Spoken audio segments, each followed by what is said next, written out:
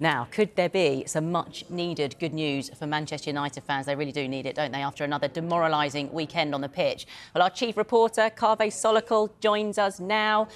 Right, you've got a bit of an update regarding Sir Jim Ratcliffe's deal to buy a stake in the club.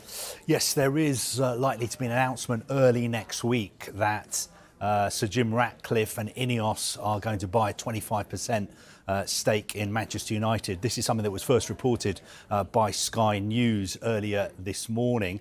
We also understand that Ineos will be getting 2 seats on the United board. Now, the deal is quite complicated because what Jim Ratcliffe and Ineos need to do is buy 25% of the A shares and buy 25% of the B shares.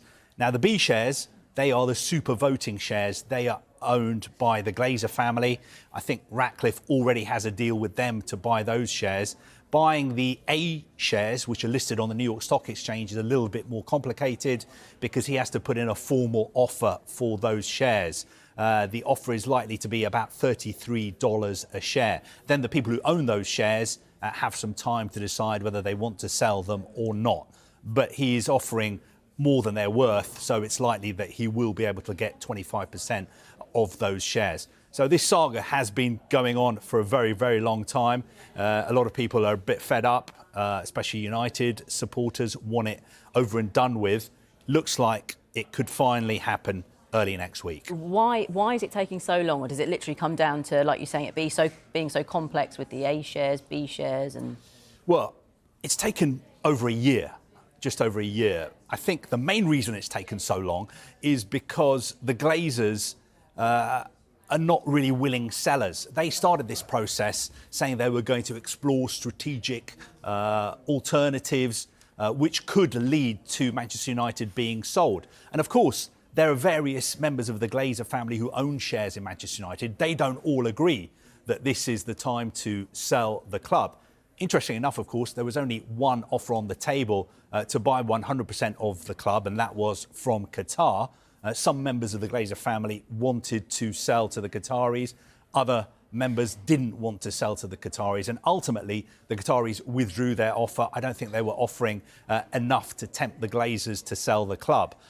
So the reason really it's taken so long is these things normally do take quite a while, but the main reason is because the Glazers are not really willing sellers. And that's why we're going to end up with this curious situation where they're going to sell 25% of the club to Ratcliffe and Ineos, yet Ratcliffe and Ineos are going to be in charge of the football operations.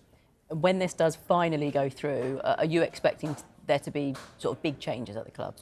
Well, I think there's already been one big change. Chief Executive Richard Arnold says he's leaving. I think there will be more big changes. There's likely to be a sporting director coming in. There's been talk that it could be Paul Mitchell, it could be Dougie Freedman.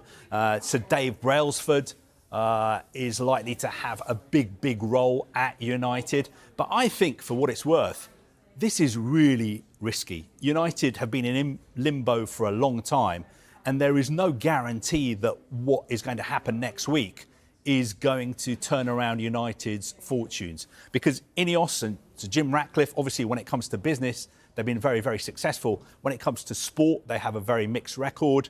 For instance, Dave Brailsford, a lot of people will be saying, what does he know about football? Yes, he knows a lot about cycling, but United is a big job. If you look at what's happening on the pitch, I think Manchester United have lost 17 times this year. They've lost more games than Luton Town. They've lost almost as many games as Sheffield United.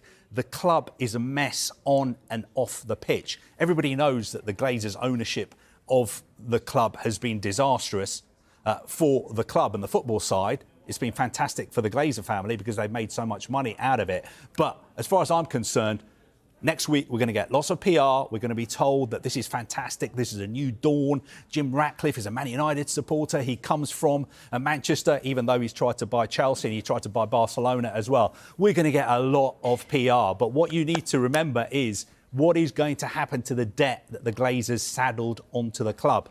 Because United, when they arrived, were debt-free. Now they owe about £1 billion. Ratcliffe Ineos are going to put in £1.3 billion. Where's that money coming from? Where's that money going to? The big question everybody needs to focus on next week is what is happening to the debt, and forget the PR.